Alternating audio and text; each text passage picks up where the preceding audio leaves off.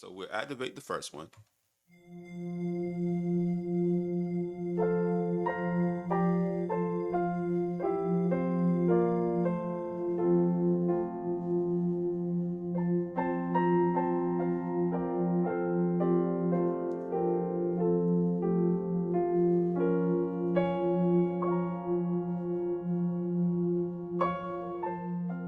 Welcome back to the channel. This is me, Anthony Meadows, and we're still talking about some of the cool things that I use FL Studio for with church and with gigs and things like that. Today we're going to start off the video just a little bit differently, so I won't be mentioning all the great benefits to becoming a Patreon, and I won't tell you to subscribe or like the video or share or anything like that.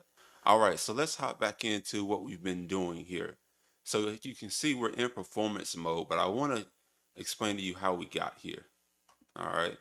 So I'm using FL Studio today as sort of a pad or backing track without the actual click percussion part. Okay. So showing you some of the ambience that can be created by using some of these cool stock plugin sounds on FL Studio. Okay. Now some people do this, some people don't. I don't see it done a lot, so that's why I'm breaking it down as an option and an idea.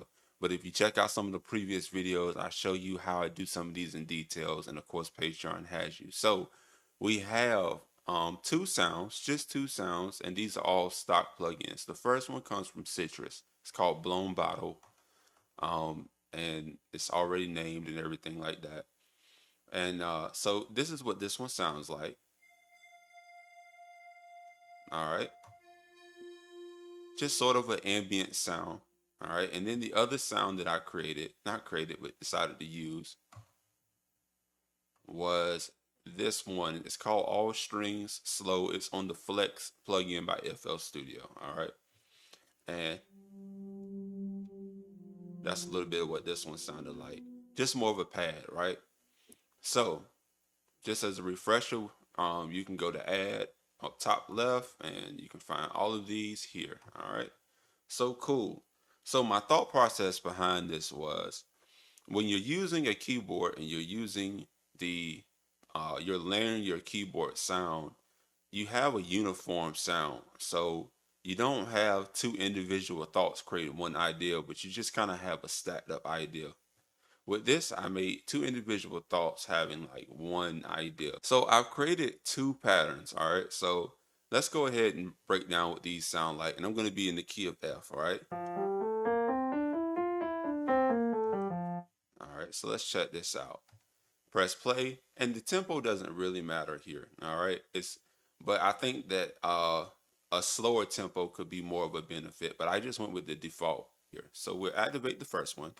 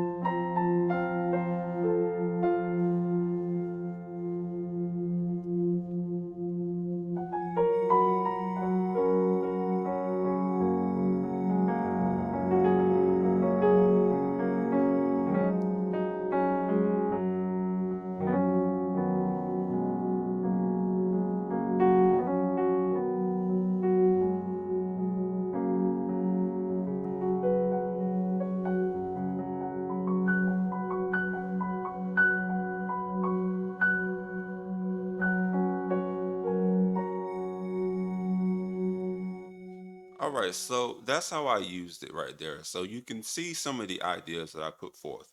We started out in F, all right, and then we went to F sharp. We actually modulated with the same pattern. We just did the same thing up one key on the pattern selector, okay? So what's the benefit of that, right? As you can see, and I just used the piano sound over it, going back to my original key. I just used the regular piano sound over it, but I was able to express myself just a little bit more. We're going to go to the F sharp one. I was able to express myself just a little bit more,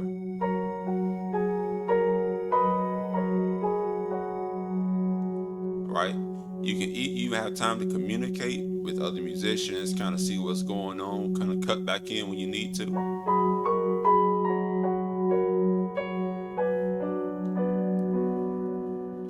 And you're really not limited.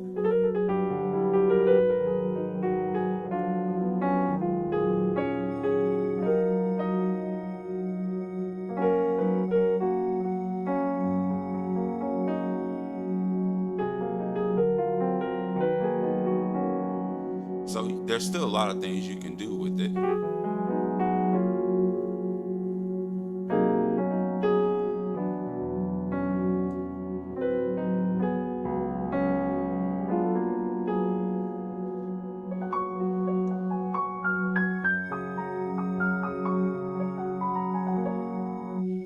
So just to show you that you're not really limited to using the basic chord structure. Now let's go break these patterns down, all right?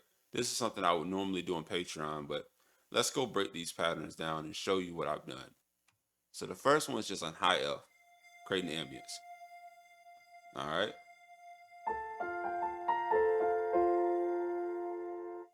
All right. All right, so let's take a look at this next one here. So it starts off with this low octave F pad, and then we go into this higher next octave up, still in the home. And then what happens is we actually go to a fourth. All right, so you'll kind of hear that fourth come in. It just layers on each other here. All right, very subtle thing because I didn't want it to kind of influence what chords we could and could not do. We wanted to add more of a harmonic feel to it, but that's really it.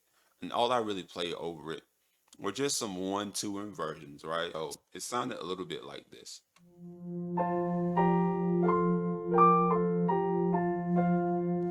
Might have went to that 5, 1-4.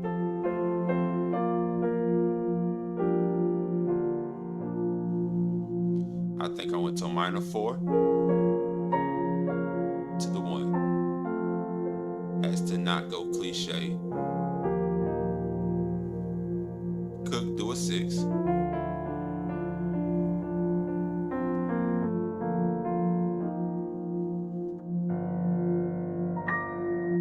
Options limited here. And if we went to the next pattern, you can see everything is just upper key. All right. And there are ways that you can set it to automatically do it on its own, but sometimes it's easier just to create a whole new one and use the pad to press it. Well, I hope this has helped out tremendously. And something else I would normally do is go into my mixer track and actually mix it down. But this time I just decided that since I didn't have a click track, I wanted the ambience to kind of fill it up in its raw, natural form. So that's kind of what we did there. All right. Hope this helped. See you all in the next vid. Peace.